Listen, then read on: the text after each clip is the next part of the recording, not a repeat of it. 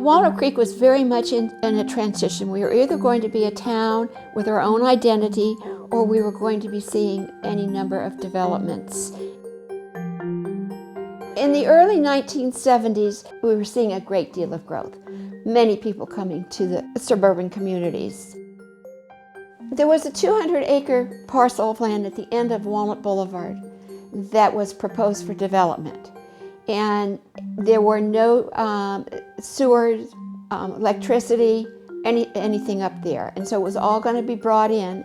And as that property was to be developed, it was going to open up many hundreds of acres all the way up Mount Diablo. So it was a whole new craziness that the citizens of Walnut Creek were very concerned about. And Bob Schroeder, who was the mayor of Walnut Creek at the time, said we either needed to put our money where our mouths were and do something about stopping this type of development or let it go. So that's where it started. So we started by sending out letters to all sorts of groups. It was definitely a grassroots effort, and we were very conscious that we wanted to make it a community-wide effort, not a special interest group. And that was very important to us, that this be something that all citizens could grasp. We had enough money collected that we were able to hire a consulting firm.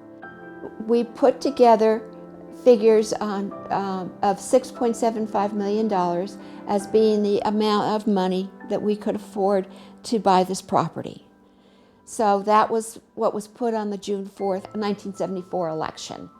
We were thinking of open space, parks, and trails, so that we wanted every part of the city to have something, because we were taxing ourselves for, in 1974, an additional $35 a year on our property taxes.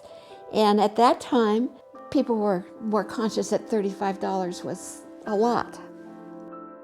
There was a group of about a half a dozen of us that went around and talked to anybody that would listen to us.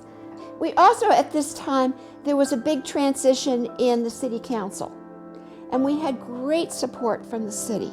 So we really had support from many, many different groups.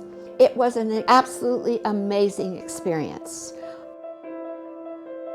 The weekend before the Tuesday election, we used the rest of our campaign money and rented a cable car.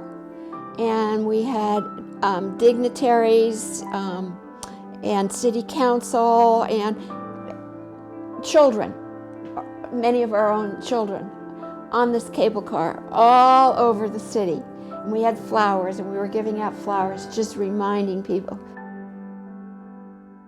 Then after the election, I can remember being interviewed by the newspaper and, awestruck that this was, to the best of our knowledge, the largest bond passed by our citizens to preserve open space parks.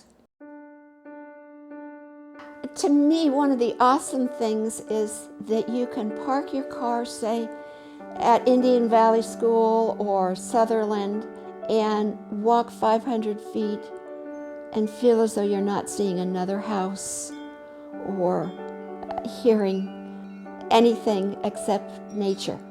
And to me, that's the awesome thing, that it's right at our back door. I feel very proud of what we have succeeded in doing, in preserving this land. But we must be watchdogs for forever to preserve this identity and to keep it the way we are. And I think it is a proud accomplishment, and I think the people of Walnut Creek should be very proud of what we've done.